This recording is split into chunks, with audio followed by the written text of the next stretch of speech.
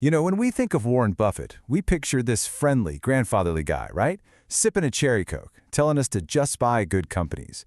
But I'm telling you, that story, it's a carefully crafted illusion.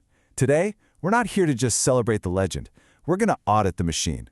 We are going to strip away the folklore and do a forensic investigation into how his fortune was really built.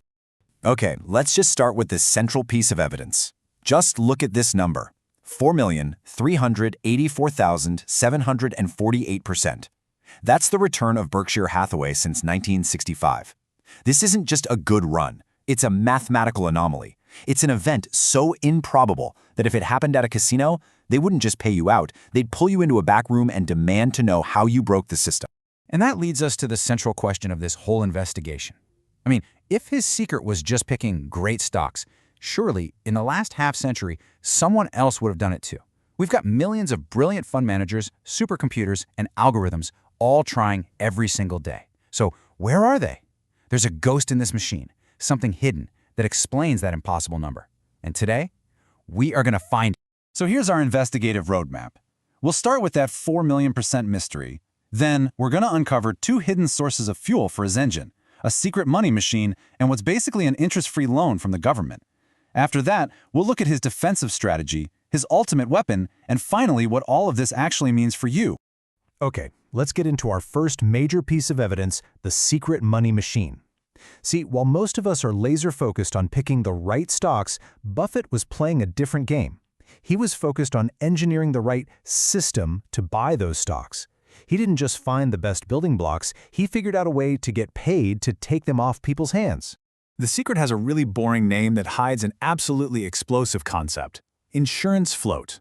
Think about it. When you pay your car insurance premium, that company gets to hold on to your cash until, maybe, you have an accident. Now imagine that pile of cash, but collected from millions of people, all just sitting there waiting to pay out future claims. That is float. And here's where the genius comes in. If you take out a bank loan, you're paying interest, right? And the bank can call that loan back, usually at the worst possible time, forcing you to sell your assets. But with float, you're not borrowing, you're holding other people's money. And if you run that insurance business well, the cost of that money isn't just zero, it's actually negative. Your customers are literally paying you for the privilege of holding their cash. So this is the first huge piece of the puzzle. By buying insurance companies, Buffett built himself an engine that gave him a permanent, constantly refilling fund of capital. He wasn't an investor begging for loans from a bank, he was the bank, a better bank, where customers paid him to give him their cash so he could invest it for his own benefit. But that float engine, that's only half the story. As we dig deeper into the financials, we find another massive, interest-free loan that's funding this whole operation. And this one doesn't come from customers. It comes from the United States government. Let's just call this the government's credit card. It's incredibly simple but powerful. Step 1, you buy a stock, and it goes up in value. Step 2, you just don't sell it.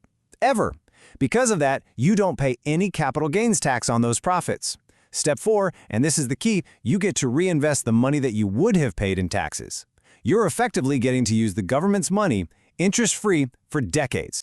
So, when you combine these two clues, the insurance float from customers and the deferred taxes from the government, you suddenly realize something incredible.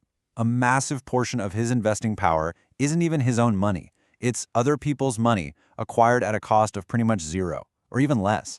Just think about what that does to your returns. A 10% return on your own money is, well, 10%.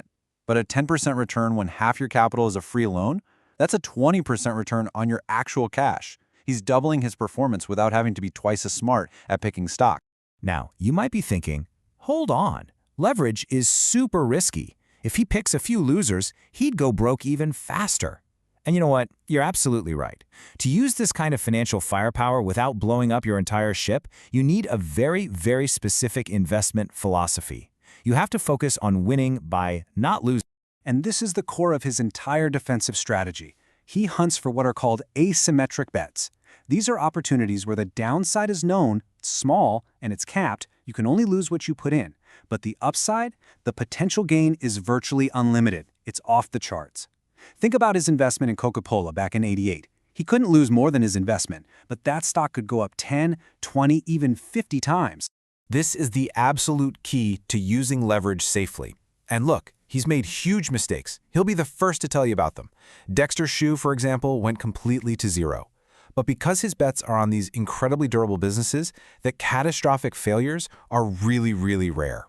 When you're playing with borrowed money, survival is everything. He isn't trying to be a hero on every single swing, he's just obsessed with staying in the game. This quote just perfectly captures the kind of discipline we're talking about. I mean, just imagine you could only make 20 investments in your entire life. Would you gamble on some hot tip from a friend?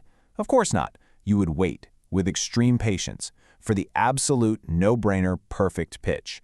That is the mindset that protects him from the dangers of his own financial machine. All right, now for the final piece of the puzzle. This is the force multiplier that makes everything else work. It's time. Without time, his strategy is clever, but with time, it becomes world-changing. This is where decades of preparation finally meet opportunity. This timeline is just staggering. Look at that curve. For decades, it's almost flat, and then it just goes vertical. Here's the unbelievable truth. 99% of Warren Buffett's wealth was earned after his 50th birthday. It's the power of the snowball, right? It's not just about rolling it, it's about finding a very, very long hill and never, ever stopping. And this entire system, the float, the deferred taxes, the patience, it was all put to the ultimate test in 2008, during the global financial crisis. Lehman Brothers collapsed. The credit markets froze solid. Wall Street was in a full-blown panic, selling anything and everything at fire sale prices just to survive. In that moment, cash was king. And because of his patience, Buffett, well, he was the emperor. At the absolute peak of the fear, he published this famous op-ed in the New York Times. Now, it sounded patriotic, and sure it was, but from a forensic perspective, this was a signal. This was the alpha predator announcing to the world that it was feeding time. While everyone else was drowning in fear, he was being guided by cold, hard calculation. And the deals he made were just masterpieces of financial leverage. He gave Goldman Sachs $5 billion when no one else on the planet would or could, and in return, he got preferred stock paying him a guaranteed 10% dividend every year, plus warrants to buy their common stock for cheap later on. This wasn't a gamble. This was corporate loan sharking at its absolute finest, a perfectly structured asymmetric bet where he held all the cards. So, what's the final verdict of our investigation? The whole folksy, simple stock picker story? It's largely a myth. But the real story is actually far more valuable for you, because while you can't be Warren Buffett, you can absolutely adopt his playbook.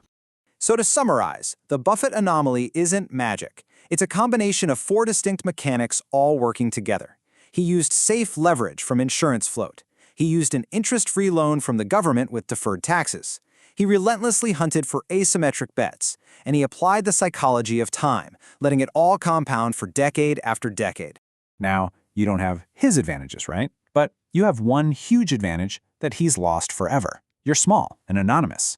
He's an elephant trying to hide in a bathtub. He's just too big to buy the most exciting small companies anymore.